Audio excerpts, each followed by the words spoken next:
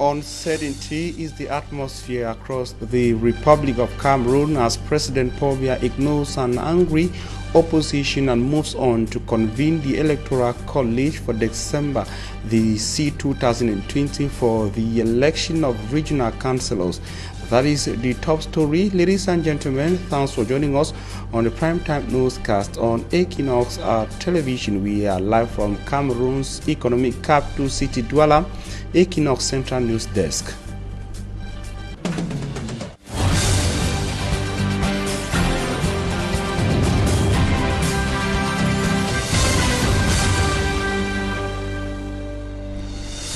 We are 6 p.m. in Douala, Cameroon. It is 5 p.m. in Accra, Ghana. Ladies and gentlemen, you are on to the primetime edition of the news on Équinoxe Television, broadcast live from the Central News Desk. We begin with a human interest story.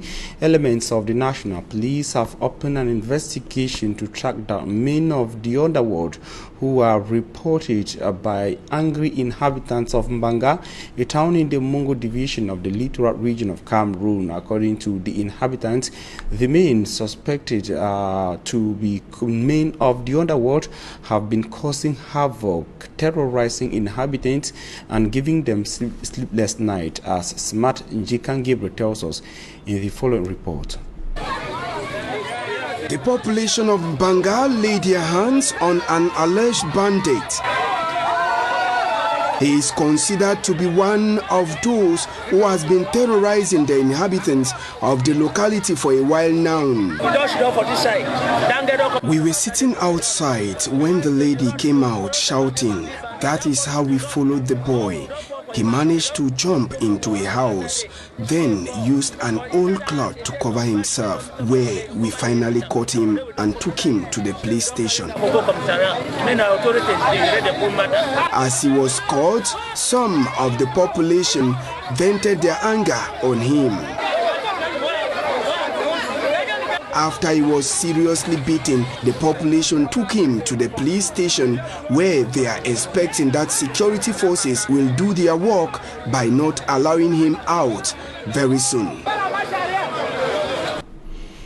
And inhabitants of that is over 1,000 inhabitants of Marwa, that is Merem, a village in the Diamari division of the Fano region of Cameroon, have been rendered homeless by heavy floods. Heavy floods as a result of a heavy downpour recorded in that part of the conflict-stricken Fano region of Cameroon.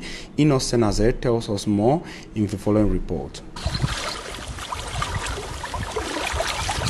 A dry topography in Merem village in Dagala subdivision, Jamari division of the far north region of Cameroon, transformed into a lake after heavy rainfall.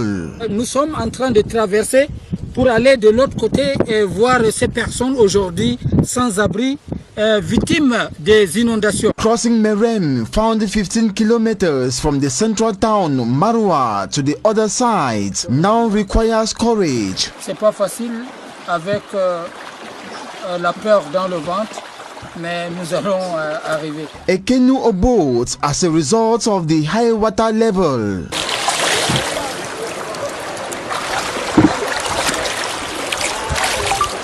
The inundation has brought untold misery on the over 4,000 inhabitants who have been affected in one way or the other. Destruction of their houses and properties. Même quelque chose à dormir, même il y a déjà certaines choses est déjà parti, et des choses aussi on a déjà voyagé. Loss of cattle as floods carried them away. Destruction of crops and stocked maize. Même quelque chose à manger, on ne peut pas avoir ça. Almost 1,000 villagers have been rendered homeless and compelled to sleep under trees, thereby exposed to snakes, mosquitoes and other harmful vectors, thus vulnerable to deadly illnesses like cholera, malaria and others. Ils sont, n'est-ce pas, supportés, n'est-ce pas, être, n'est-ce pas, face aux maladies que vous connaissez. Avec les saisons de pluie comme ça, là, il y a les serpents, il y a les épines, il y a tout ça là.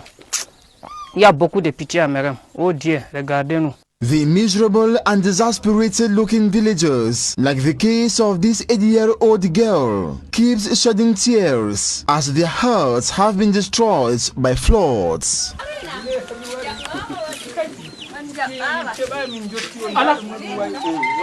Locals of Merem also fear drowning as everywhere is flooded, with mobility of people to the other side now an adventure.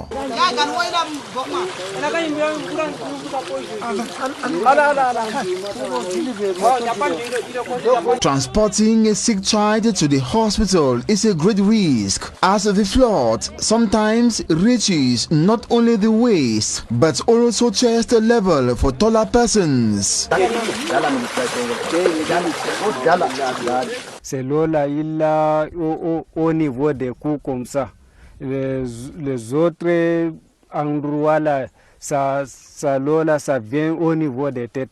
C'est difficile pour amener, pour transporter l'enfant à l'hôpital, là, c'est difficile. No authority has been able to descend to the scene to take stock of the inaccessible situation of this village. Voilà encore, n'est-ce pas, le ciel qui signale, encore, n'est-ce pas, les pluies encore. Ces enfants vont faire comment? Présentement, même d'ici, même pour aller dans notre village, c'est compliqué. In an emergency, ruler of the Kayo chiefdom decided to lend his house to families rendered homeless by the flood while awaiting government's reaction. Floods and inundations are common features in the far north region of Cameroon, one of the regions suffering numerous challenges running from natural catastrophes to the security challenges posed by elements of the Boko Haram terrorist group that has been operating in that part of the far north region of Cameroon for over 10 years so far. And of course, the situation is yet to be fully contained by the government of Cameroon. These challenges, according to militants of the CRM political party, Solomon Biya, makes it difficult for Cameroonians to believe that the government of Cameroon will succeed in its universal healthcare system that has been introduced. He believes such things would have better or been implemented sometime in 2012, when Cameroon was relatively stable, not now that challenges ranging from insecurity in northwest and southwest regions and natural catastrophes are affecting Cameroon, thereby reducing or draining the pockets of the government of Cameroon. And I will stay with natural catastrophes to talk about floods, and taking you from the far north to the southwest region of Cameroon, where several houses have been carried away and properties destroyed in Fiango, in Kumba, and Mbonji, a locality in Mbonge subdivision. All of the meme of the conflict-hit southwest region of Cameroon. Simat Njikangebe tells us more in the following report. Malabo Quarter in Fiango neighborhood of Kumba 2 subdivision. Water floods a resident, causing its owners to sleep outside. We used to experience this havoc, but not as so grievous as it is now. When rain used to fall, there will be flood, but not too much like this. But since people have been throwing dirt inside the water, the place is no more deep. And when rain comes like this, the float will come up right at the house level. An inhabitant whose house was also flooded as a result of the heavy downpour in Kumba over the weekend says the damages were enormous on him. I've incurred losses here. That sugarcane farm there, everything inside the water. I planted yams there. Everything has been swept away in bags. For him, the municipal authorities are aware of the situation and he is calling on them to react swiftly. Negligence of the council, because they're supposed to put people to protect them from throwing dirt into the water. And this has caused this damage here. It was the first time such is happening to the inhabitants of Malabo Quarters. The population of Ekombe Bunji in Bonge subdivision were also strapped by heavy downpour this weekend. The runoff from the rain met people in their houses and forced others to stay back at home. Only those who had pressing assignments were seen inside the rain. They are now calling on the government to come to their rescue. Security is also a concern to Cameroonians, especially at this point in time, given that Cameroonians are uncertain as to what happens in the next minutes, in the next hours, and the days ahead. Just after the convening of the Electoral College for the voting of regional councillors, it should be recalled that the no to the regional elections in Cameroon from Professor Maurice Kamto, National President of the Cameroon Renaissance Movement political party, Nijon Frundi of the Social Democratic Front political party, Edith Kawala of the CPP party, and the Popular Action political party could not stop President Paul Biya from moving on with plans to organize regional elections in a security and politically unstable Cameroon. In a decree signed this day, President Paul Biya convened the Electoral College on December 6, 2020 for the election of regional councillors. The vote, according to the decree signed by President Paul Biya, will begin at 8 a.m. and shall end at 6 p.m. on the 6th of December 2020. Cameroonians are, however, expressing fears given that the opposition leaders had warned that President Paul Biya or the Biya-led government had warned the Biya-led government of plans when they move to force with the elections without having resolved the armed conflict in the northwest and southwest regions of Cameroon. Some of the leaders of the opposition promised a nationwide protest demonstration if the government in Yaoundé moved ahead or maintained its decision to organize regional elections in Cameroon. Despite the warnings coming from these leaders of the opposition and some actors of the civil society in Cameroon, the president moved ahead this day to fix a day for the elections. And of course, we shall be talking about this in the second segment of news with our guest this day on the primetime newscast. Meantime, inhabitants of Sopo and the entire town of Abuya in the southwest region of Cameroon are hoping that the son of theirs, appointed recently as the ambassador of Cameroon to Ethiopia, would take the Anglophone matter to the African Union's table at least. Some of these concerns were raised over the weekend as the people of the FACO convened to celebrate one of theirs appointed for the very first time as ambassador in the Republic of Cameroon. Derek Jato tells us more from Buya in the southwest.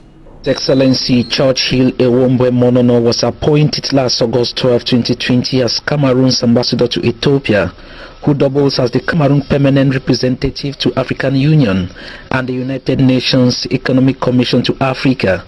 Many say the story at home is positively changing. Because only this appointment has enabled us with a lot of communication with our brothers who are in the bush to drop their arms and come back to town. Please leave the bushes and come. Churchill has been elevated.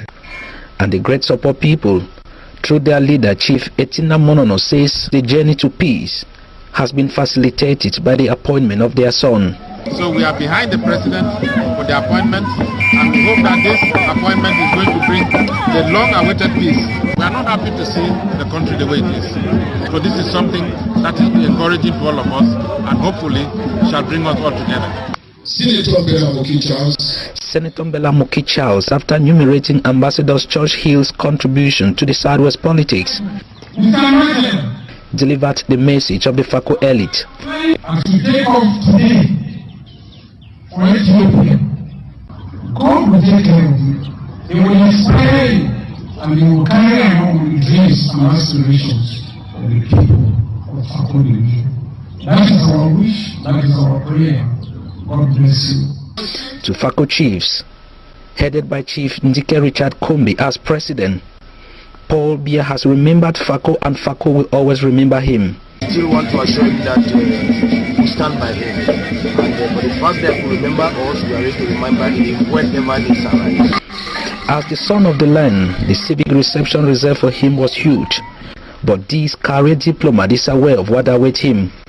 Ambassador Churchill Ewombe Monono has been given the top job at a time the war in his birthplace is still on and changing faces, with other diplomats asking questions of what is actually going on in Cameroon that cannot be solved for 4 years now running. And as a fresh mind coming on board, not only the Anglophones but the entire world waits to see how he will handle the Anglophone crisis file when next it will be brought on the table again at the level of the African Union and the United Nations. And as an Anglophone, he will not only be telling the war story of his country, but his own story and the story of his people that have been killed, others in prison, and some displaced in their hundreds of thousands.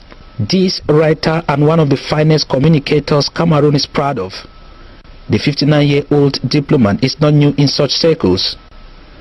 Starting from the beginning, during his address he called for forgiveness.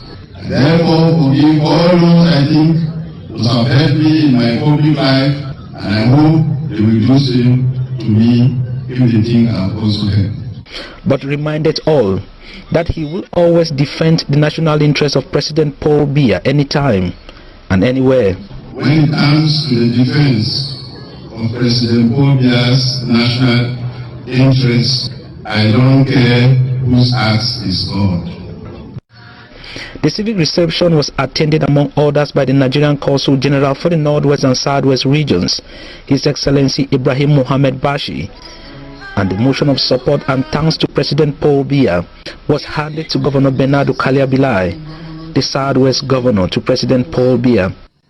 To take one step forward. And we stay with the Anglophone crisis to talk about the people caught in the war that is ongoing. The war has been ongoing for over 3 years, running in the northwest and southwest regions of Cameroon. Meantime, the Wimbom people of the Donga Mountain Division of the crisis-hit northwest region of Cameroon, on their part, have expressed their desire to see an immediate end to the armed conflict in the northwest and southwest regions, which has not left the Wimbom land, the Ndu and Nkambe Central subdivisions indifferent, meeting under the canopy of their development and cultural body, Wikuda Douala chapter. The Wimbom people raised concerns that the Anglophone crisis is standing as a major hindrance to their many development projects back in their villages, considering that the effects back home, or the effective back to school home, is uncertain with regards to the crisis which is ongoing vis-a-vis the schedule for October the 5th, 2020 in Cameroon. The Wimbom people called on the powers that be to bring back peace to the northwest and southwest regions of Cameroon in order to ensure a normalcy. We hooked up with one of the Wimbom elites who is a diasporan and got his view in the following extract. We do not want any human being to lose their lives.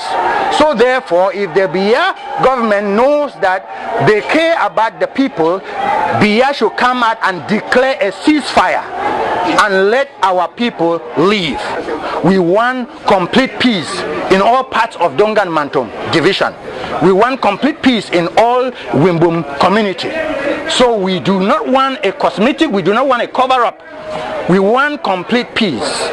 We are trying by all costs to bring peace, but this thing should be the problem of the whole state of the Cameroon state of government, that they should come and declare a ceasefire to the whole territory of the southern Cameroon, and peace will come back. We do need something that is concrete, genuine and honest. We do not want cosmetics. And bringing together Wimbom elites from in and around the city to their new hold across the economic capital, their honorable member of parliament was also present, said he called on his people to be law-abiding, to consider peaceful measures in resolving the armed conflict in the northwest and southwest regions of Cameroon.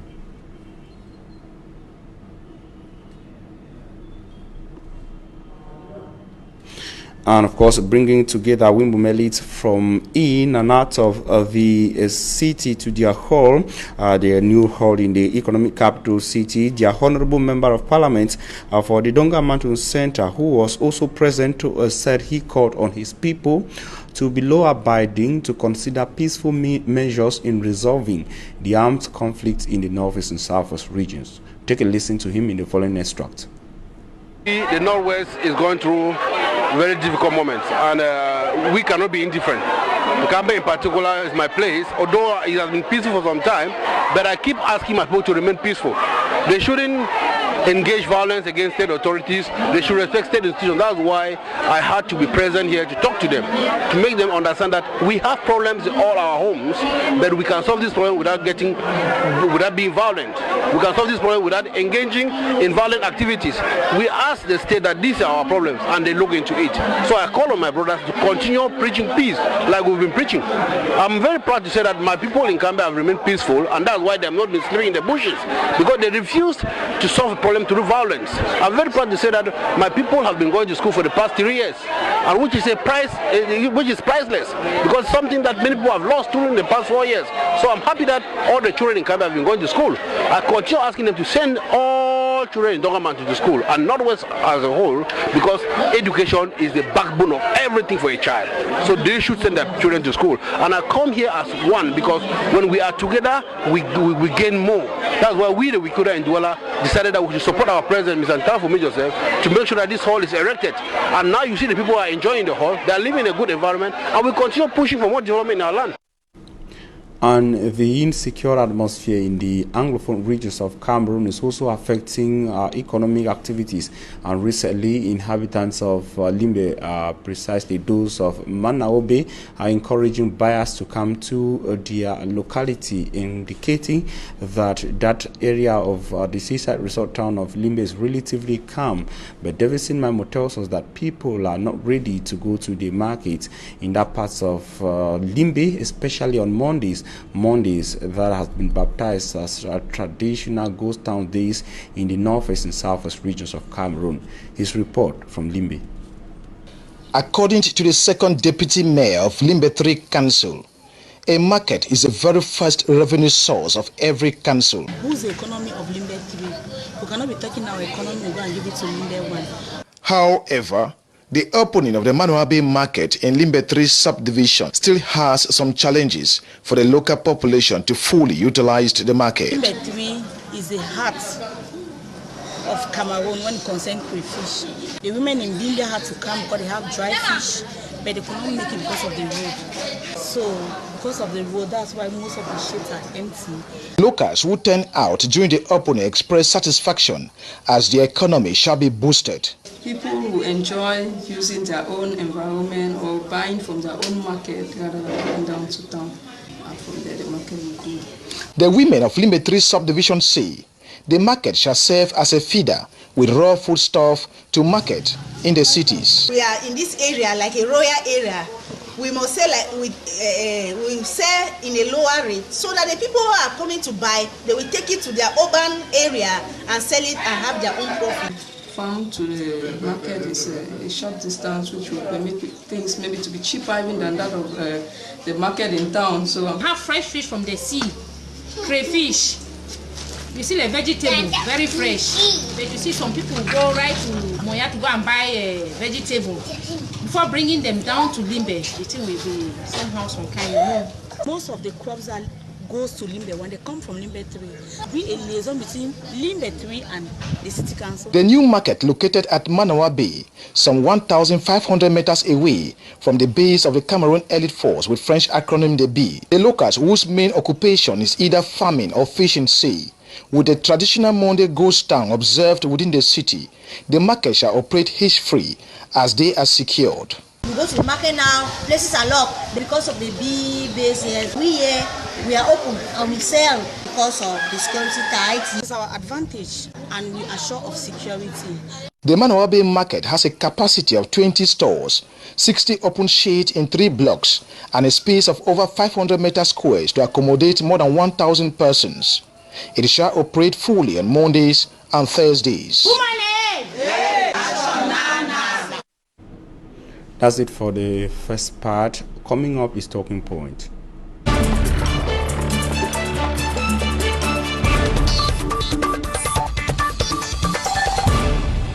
Thanks for joining us on Talking Point. We are receiving politician Fabrice Lena, who is the Secretary General of the Popular Action Political Party in Cameroon.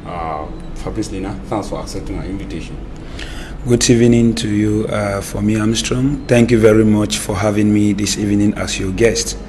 I'll use this opportunity to greet Cameroonians and to take it easy with the uncertainty of the political situation in the country now, and that this is a time for deep reflection for us to do what is right. Now, I must comment that you are here early enough, you respected time enough, unlike that is not something we find it common with politicians. Now, you are part of the news. When I started with the first report, you are here present in the studio. What caught your attention in the 28 minutes broadcast? Yeah, I will say that first of all, the news of the President of the Republic calling for elections on the 6th regional elections on the 6th of December. That's the first thing. I would say it's not surprising. It's not surprising because the government in which we are living is that of dictatorship. And this is characteristics of dictatorship. It is a commonplace to see that the government's interest is to push through their agenda. And in pushing through their agenda, they don't care who they hurt. And in their clumsy and self-interest manner of doing things, it is left now for Cameroonians to take their responsibilities.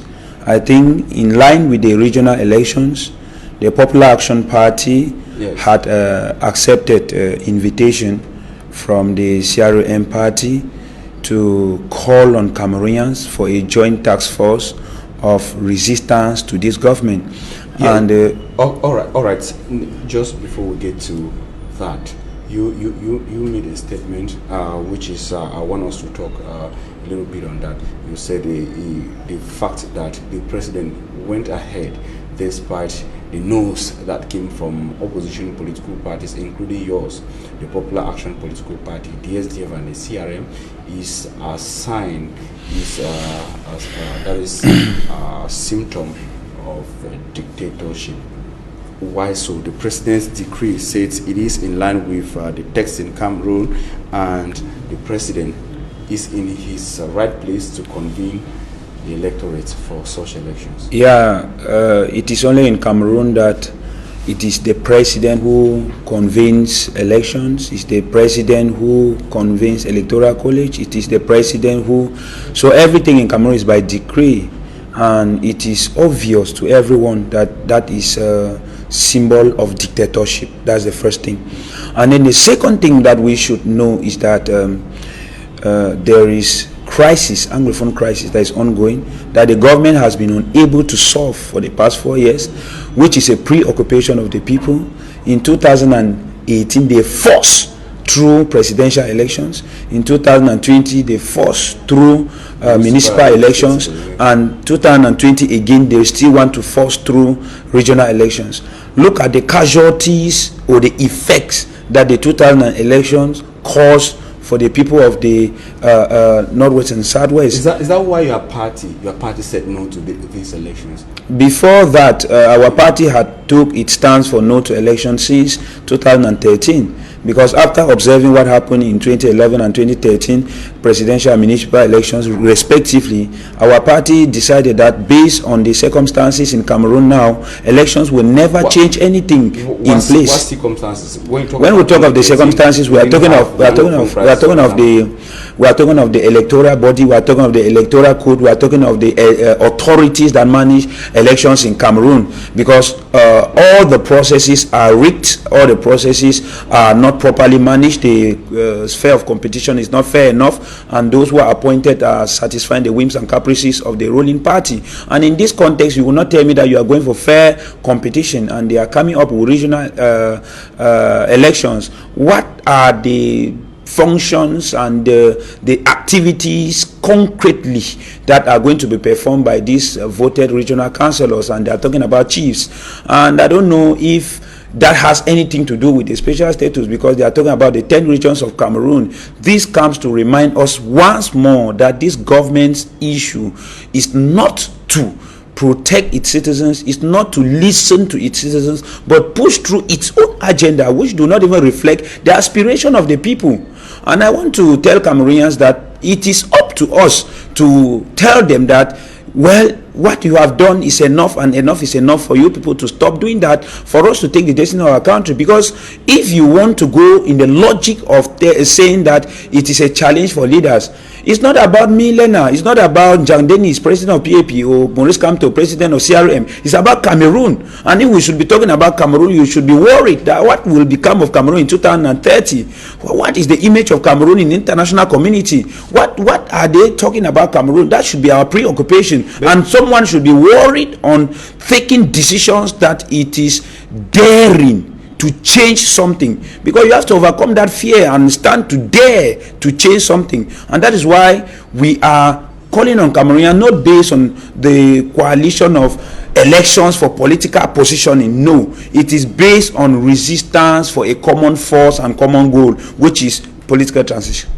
Which you believe is going to work, because one will think you people just want to be alive as a political force in Cameroon, as a political party. I say so because you started by indicating that the fact that President Paul Biya went ahead to convene electorate today is not a surprise to you, and your party actually warned that this move should not be taken by the president, giving the impression that you knew what was going to be the outcome, but you actually wanted something. You gave Cameroon the impression that you can warn and actually succeed in threatening the Yaoundé government to hold on. Actually, we are not threatening. We are playing our role, because the Popular Action Party, like other opposition parties of CRM, CPP, we have followers, we have militants, and these militants are Cameroonians, and they have their aspirations that they send to us as the frontline leaders to take to the public, to the national and international community. And these are the preoccupations that we come to the media to talk about. So if we had earlier said that it is wrong for the government to take such move at this time, it is not threatening at all. It's telling the government that do the right thing. You are there because of the people. You are using taxpayers' income. You're supposed to do the right thing. So if you are not governing well, it is the responsibility of the people to replace a bad government with a good one. Okay, now moving further, you are talking about there is already a coalition between your political party and the CRM, and you people intend to take it further as of this announcement that came from Yaoundé to other moves that will be made public.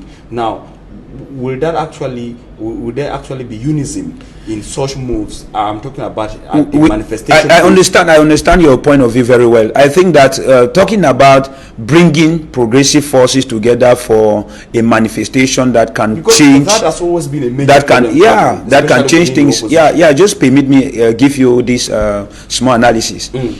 I had said it before. The government is very tactical and very manipulative, and Cameroonians are falling in that logic. And I always tell members of the opposition and leaders, do not fall victim to these tribalistic tendencies and sentiments. That is the principal cause. If in 2008 it was not Maurice Kamto, Jean Denis or Kawala that said let Cameroonians go out, Cameroonians saw that things were not moving, they went out, but they were not coordinated by a leader or a movement with actions of non-violence. So in this situation, the first thing is that Cameroonians need to know that the problems in Cameroon is affecting every cultural group, every tribe, and everyone. And our message should not be tribalistic messages. It should be a message that is transnational, which touch all the group of people of Cameroon, talking about the north, talking about the south, talking about the west, talking about the coastal people. And if there is manifestation in Cameroon where all these cultural groups are represented. The Northeast are there, the Southeast are there, the people of the Grassfield are there, the Coastal Sour people are there, and the South people are there. The first thing that will come to the mind of an army, a military or a police officer will be that, hey, these are Cameroonians and not a group of people. It is not a particular tribe. It's not a particular clan. And when there is mixture of all Cameroonians, it will be difficult for the military to retaliate. And the geographical location too is very important. You people can go and do a manifestation in Maroua, in Gaoundéré, and it will become like the Anglophone crisis, because at the peripheries of Cameroon it's not going to affect the Yaoundé regime, and they will do everything to repress it. But the geographical location of Yaoundé is very strategic. That is where the ministers are. That is where the president is. And all manifestations that have been successful in Africa, it is in the capital city. And with the composition of Yaoundé population, with approximately more than 3 million people, looking at the representation, national representation of the different cultures, villages that are there, it will be very possible for a national message. That is what we party PAP are doing. That is why we told the CRM leaders and said, no, if this is the case, our message should be what? National front for resistance, not based on any personal agenda of any political party. It is after the departure of this government that we are going to discuss on how to manage a transitional government. It is very, very possible. You know, in most dictatorship, they always believe that some political parties are small, some leaders are making noises and that. But to shock you, it is those very little efforts of some individuals that make things to actually happen. The biblical allusion of David and Goliath is not false. It's applying up to today. So we should learn lessons, and we should understand that these are things that we should take very, very serious as Cameroonians. And so it should also be a record that the opposition's vis-a-vis their concerns on these elections holding and not holding is not united. The other parties are asking for additional points, like apart from the Anglophone crisis, there should be a revision of the electoral code, and that is including your other party, your political party. Meanwhile, others like the SDF just want the Anglophone crisis to be resolved and they will go ahead. The Anglophone crisis is a preoccupation of the Popular Action Party. That's our bastion of support, like many other parties. But then, the principal cause of the multiple problems of Cameroonians is the regime in Yaoundé. If this regime goes, so many problems of Cameroonians will be solved. Let us work together in hand to tell these people it is time for you people to go, for us to fix our country. That will be the definite solution. Even the Anglophone crisis will be resolved in the transitional, in the political transitional process. So that will solve all the multiple problems. People who want to maintain this government and ask for sectoral reforms are not sincere to me, because the government had proven beyond reasonable doubt that they are unable to solve the problems of Cameroon by all disposition. Fabrice Lena, thanks very much for your presence. It was an interesting chat with you. Thank you too very much. I'll always be ready to give my contribution as a patriotic young Cameroonian, and call other youth to always bring forces together for us to see how to propel our country to better prosperity. Thanks. A young Cameroonian, Fabrice Lena, he is the Secretary General of the Popular Action Political Party. Ladies and gentlemen, thanks for your very kind attention. Stay with Équinoxe Television. Interesting programs are just ahead.